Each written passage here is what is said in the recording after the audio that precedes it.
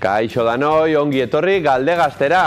Gaurkoan musikari handi bat eta irrati esatari badauku gurien. Aramaixoti dator bera eta ezagutu dezagun zein dan.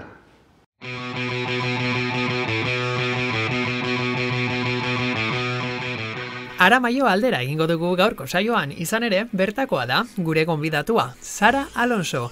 Jaioterri duen herrian, musikari zena badago eta horietako bat da Alonso. 8 urte zituenean, abesbatza batean hasi eta geroztik musikarekin hartu emana izan du. Eta ez hori bakarrik, musika protagonista den hainbat telebista saiotan parte hartutakoa ere bada. Horien artean, Izarra kalean saioko irabazle, Bakoaz programako parte hartzaile, gure etxean ere, Goiena telebistan askotan goxatu gaitu musika doinuekin eta bestelakoekin ere bai. Argidako Sararentzat abestea dena dela, ikaragarri gozatzen duela eta kontatu nahi duen hori transmititzen saiatzen dela, baita, lortu ere. Pop rock eta country musika estiloak ditu gustukoen eta bere ametsa musika munduan erronka ezberdinak betetzen joatea da. Askok baina ahotsa izango dute ezagun, Gazteako esatari dabileta gaur egun Aramaioarra. Beraz, belarriak bizi-bizi jarri eta gozatu gure gaurko gonbidatuaren ahots goxo eta kontatzeko duen guztiarekin. Nil musika taldean ere, badiardu, holtza-soltza, plazarik plaza emanaldiak eskaintzen. Elkarrizketatzaileak prest, Imanol Beroki zuere prest, ez dezagun gehiago itxaron. Az dadila gaurko musika festa. Imanol, tonuan jarri mikrofonoa eta zurea daitza. Sara Alonso, ongi etorri Galdegastera.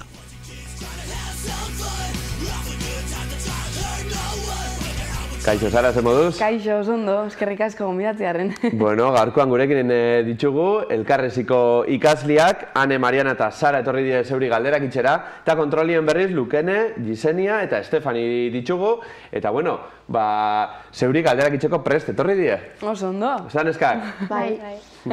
Gure zuenien. Kaixo, Sara, zer bultzatu zotzun abeslari izatea? Algaldera potolu eta. Ez dakit, txikitxotan hasitxako gauza bat izan zen. Uste dut, 8 bat urtekin ja musika mundon bai sartu nintzen arrasate musikalien, solfeo eta ikasten eta biolina jotzen. Da nik uste dut gauza batek ere zuztela bestera, ez, orduen? Bueno, ez dakit exactamente zer bultzatu zen, baina musikarekiko maitxasun horrek eukizeuen eragina. Ta zela sortu zen Nil taldea? Nola zautu zinein bertako taldekideak? Hau izan zen Axel dala bateristia eta Beñat gitarristia eskoitzakoak.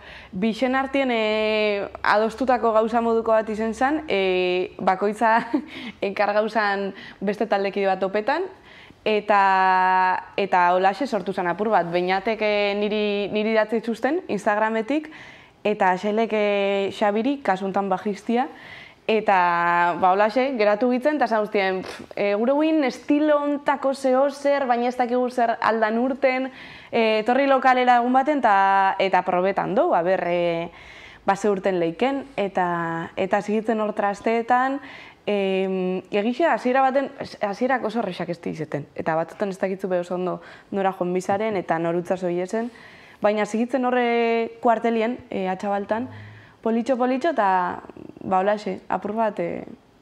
Zera definiru leike, estilo, zeu itxen duzuen estilo hori? Estilua, nik gerozta klaru hau dauketela uste dut. Nik uste oinarrixen popa dala, popa dala itxen duena, baina badaukela soulan ikutu batzuk, funk ikutu batzuk gitarran bebai, ez dakit, pixkat popa oinarrixen dela, baina beste ikututako gauzak badaukela. Orduen, hoixe.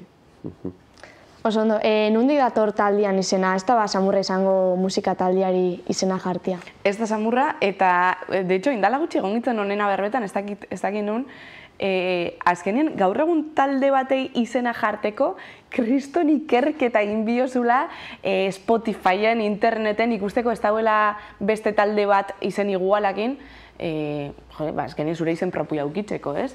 Eta akordanaz, urten ziela, ingauen holan brainstorming bat, eta ez dauke ez da nahi holan berezirik, bada jatorriz Nilo Ibaian, hortik datorren izen mouko bat, baina bai da izen katalana, eta gero gu jarri zotzegun H bat erdian. Orduen ez dauko lan arrazoi berezirik, baina bai. Bi disko dakotue, ze unetan zauze oin? Ze unetan